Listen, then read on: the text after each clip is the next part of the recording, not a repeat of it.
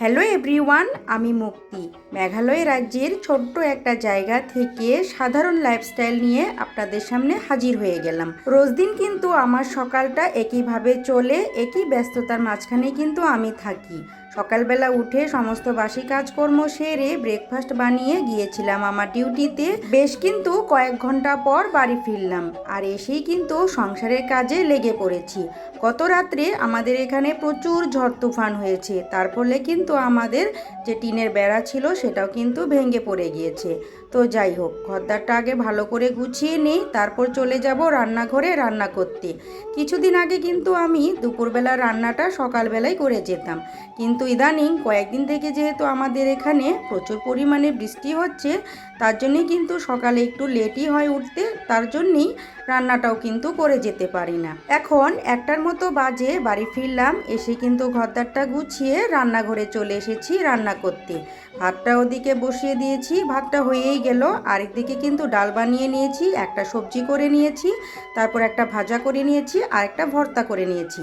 দুপুরবেলার খাওয়া দাওয়া কিন্তু একদম কমপ্লিট। একটু রেস্ট নিচ্ছিলাম এই মোটামুটি 3:30 থেকে 5টা পর্যন্ত।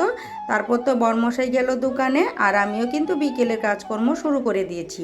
আজ ভাবলাম ঘরের সামনেটা একটু পরিষ্কার করে নিই। পরিষ্কার বলতে একটু ঝাঁটা দিয়ে জল দিয়ে লেপার মতো করে নেব আর কি, কারণ প্রায় দিনই যেহেতু বৃষ্টি হচ্ছে জায়গাটা খুবই নোংরা হয়েছে, একদমই ভালো লাগছে না। সত্যি কথা বলতে প্রায় দিনই কিন্তু আমি এই জায়গাগুলো লেপে থাকি, এই ঝাঁটা দিয়েই লেপি, দেখতে কিন্তু ভালোই লাগে। কিন্তু ইদানিং যেহেতু ঘন ঘন বৃষ্টি হচ্ছে তার জন্যই কিন্তু আমি লেপছিলাম না।